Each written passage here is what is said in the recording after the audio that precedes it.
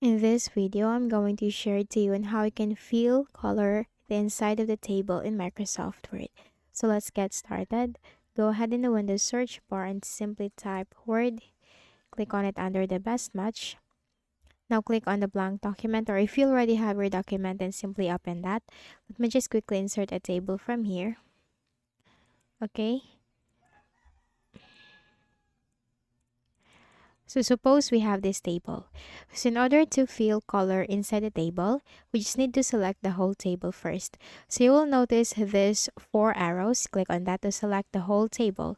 And once you select the whole table, these two tabs will be added on the ribbon, Table Design and Table Layout. Click on Table Design. Okay. And here you'll find shading. Click on this drop down and simply choose the color that you prefer or your style. Okay. Now let me go with this one. And that's it.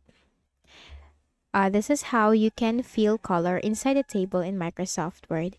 So, I hope this video helped you. Kindly please do not forget to hit the like button and subscribe to this YouTube channel for more tutorials like this. Thank you for watching.